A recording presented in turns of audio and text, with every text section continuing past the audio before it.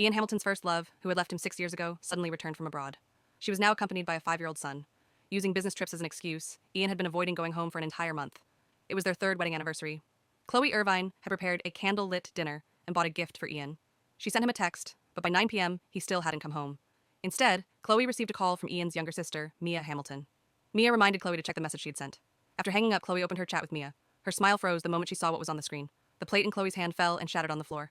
A piece of ceramic scraped her ankle, and bright red blood began to ooze from the cut. But Chloe didn't have any reaction.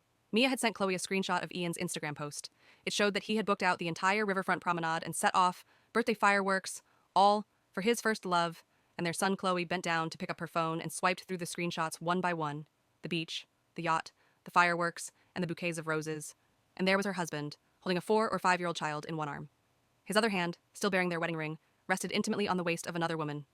It was a set of beautiful, romantic photos captioned, "A blueberry cake I made with my own hands, for the loves of my life."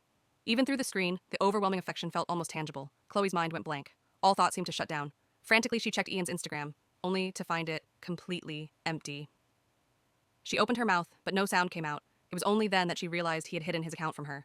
The screenshots shattered the last shred of hope she still held for Ian. Refusing to give up, she called him.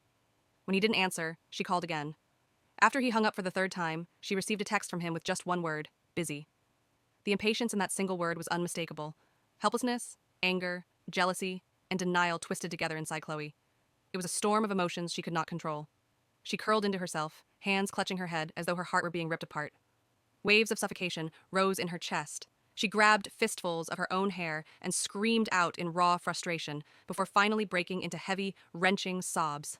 Suddenly, there was a knock on the door. She struggled to her feet and opened it. Mia stared, in shock, at Chloe's disheveled appearance. "Chloe, are you okay?" Still tear-streaked and pale, Chloe simply shook her head. Mia stamped her foot in anger. "Chloe, let's go to the riverfront promenade to find Ian right now." Chloe took a slow breath to steady herself. "Mia, I can handle what's happening with Ian myself." Her mother had just undergone heart bypass surgery and was still in the hospital. Now was not the time for her to fall apart. By the time Mia left, it was already midnight. Chloe wandered through every corner of the house like a ghost. She and Ian grew up together. Everyone knew she had loved him since childhood. But they also knew Ian was still haunted by a past love, someone he could never forget. In the end, he married Chloe only to fulfill an arranged family obligation. Throughout their 3 years of marriage, she had clung to the naive belief that if she tried hard enough, she could eventually win his heart. But instead of his love, she was met with the news of his extravagant reunion with the one he had never forgotten. She had given him everything, her childhood crush, her adult love, and all her precious youth. Now, it was time to